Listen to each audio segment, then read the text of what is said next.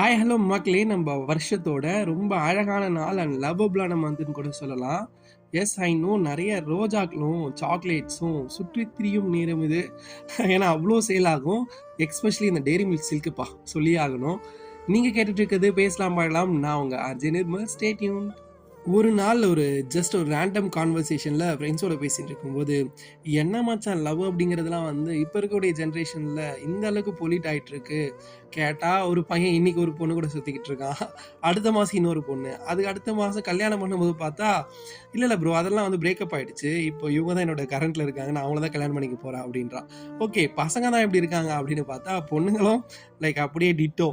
இந்த மாசம் சுரேஷ், அடுத்த மாசம் ரமேஷ், அதுக்கப்புறம் மணிகண்டன், சாரதின்னு சொல்லி யாராவது ஒருத்தர் கல்யாணம் பண்ணிட்டு போயிடுவாங்க. நீங்க ஒத்துக்கிட்டாலும் ஒத்துக்கலனாலும் இதுதான் ப்ராக்டிக்கலா நடக்கக்கூடிய ட்ரூத்.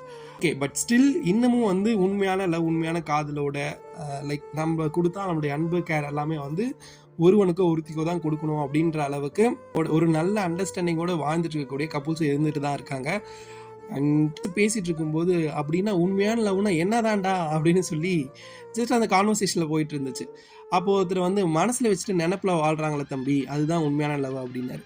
என்னால அப்ப அது புரிஞ்சுக்க முடியல. எனக்கு அந்த வார்த்தைக்கான அர்த்தம் வந்து இந்த படம் பார்த்த பிறகுதான் புரிய ஆரம்பிச்சது.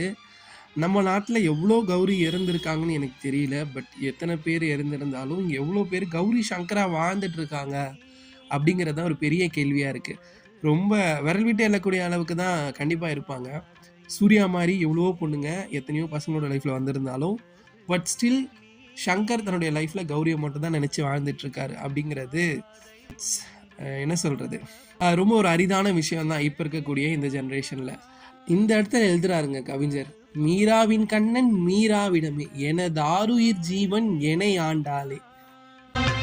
மீராவின் கண்ணன் மீராவிடமே எனதாருயிர் இவ்வளவு அழகான வரிகள் பாத்தீங்களா?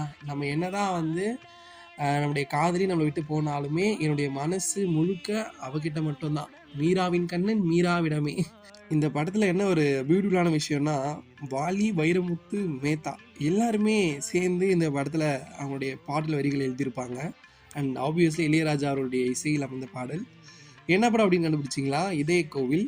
Just want to share with you all. ஏன்னா இந்த ட்ரூ லவ் அப்படிங்கிறது வந்து ஜஸ்ட் இந்த மூவி பார்க்கும்போது நிறைய மூவிஸில் காட்டுறாங்க. பட் இருந்தாலுமே வந்து இந்த மூலம் இட்ஸ் சம் வாட் லைக் நல்லா இருந்தது பார்க்கறதுக்கு. அண்ட் இந்த மாதிரி நிறைய மூவிஸ் இப்போ வந்தாலுமே வந்து பட் ஸ்டில் இன்னமும் ஏதோ ஒரு சின்ன விஷயம் பழைய மூவிஸில் கண்டிப்பாக இருந்துக்கிட்டே இருக்குது அப்படின்னு தான் நான் சொல்லுவேன்.